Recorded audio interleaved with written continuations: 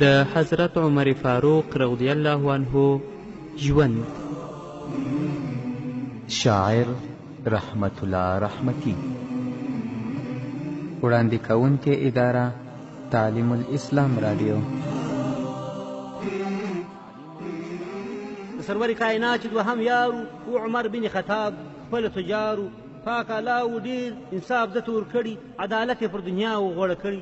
نو چې کله سو امیر د مؤمنانو واک ور وسپاري ودته اصحابانو نو عمر صاحب ویل ورته ښاغلو زه تاجر وم تاسو پوه یاست نازولو اوس چې دا لوی مسؤلیت ماته راسپاري هم خدمت د مؤمنانو رانه غواړي.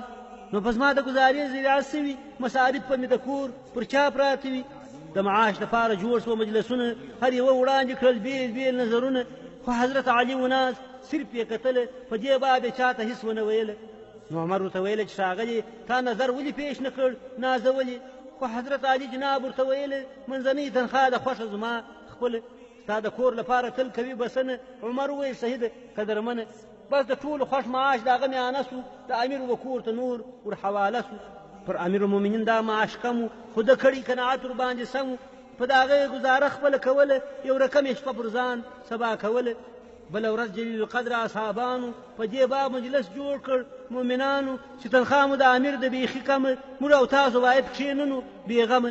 ګزاره یې پر اشچا د ډېره سخته په ډېر تنګ حالت کې ژوند کړي له ډېر وخته. سره ناست دلته څو کسه مشران دي خو ورتللی نسي یو پر عمر باندې چې صرف دغه خبر وکړي رهبر ته خپل امیر المؤمنین حضرت عمر ته. نو یې لور د جناب را وغوښتله په یوه خوله ورته ټولو دا ویله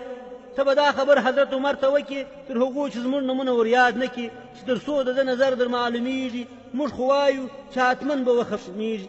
نو حفصه بیبي رئیس به د پلار خواته چې یې پیش کړ دا نظر و قبلګات په چهره کې یې د پلار غوسه ښکاره سوه. بیبي پوه سوه چې خبر باندې درنه سوه.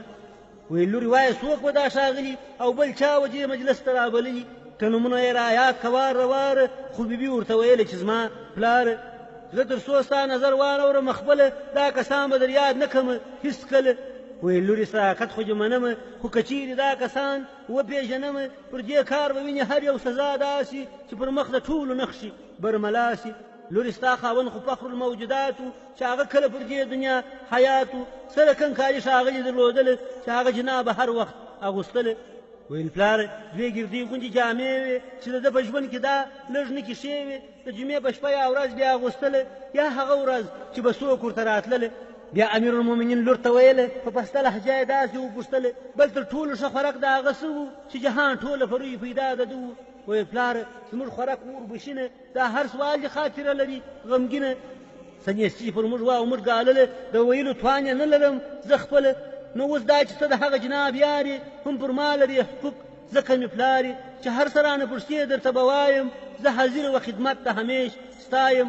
د غوړو خالي منګۍ یوه ورځ پلاره ما پیدا کړي په غوښتنه د سردار پر منګي باندې چربي لږ ښکارېدله موږ ډوډۍ پر تېرول بیا مو خوړله. پلاره هغه چې د ټول امت غمخوارو چې په ټولو انبیاوو کې سردارو په ډېر خوند یې ها ډوډۍ وخوړل خپله هم د هغسې یې پر موږ ټولو ویشله. ویل بیا حضرت عمر و خپلې لور ته همیشه به ته حاضره وې حضور ته د هغه جناب د خوب څنګه بستر و که څه هم خپله سلطان د بحروبر و. ویل پلاره زموږ کور کې یو ټوکر و چې هغه همیشه د خوب بستر و دا ټوکر به یې په دوب غبرګ هوار کړي دا یې خوب و ټوله ژوند یې تر موږ جار کړي. چې په ژمي کې به څه هوا سړه وه هم د هغه د نازولي بستره وه نیم ټوکر به یې کړ لاندې نیم سربیره که هر څه به هوا یخه شوله ډېره چې پر کور به یې د هرې بیبي شپه وه د حبیب به بس پر دغه ګزاره وه.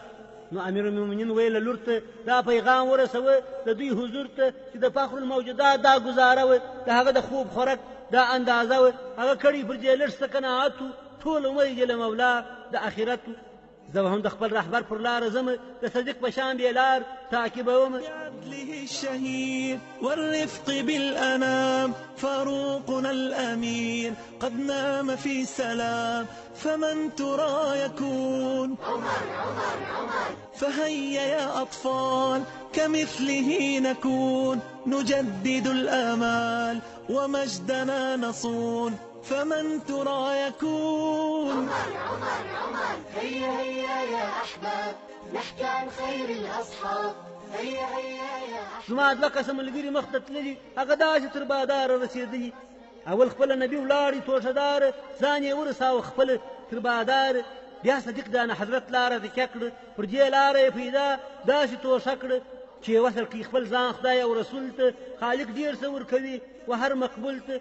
نو اوس هم پر هغه لاره روان یم په مابینځ کې د ګټې او تاوان یم که مې لاره کړه تعقیب د 2 ملګرو نو رسېږم به حتما تر بختورو او که خپل مسیر بدل کم بلې خواته بیا نو کله ورسېږم هغه چاته چې د ټول امت غمخوار دی پر کونینو چې حسن دی تر جمله و حسنینو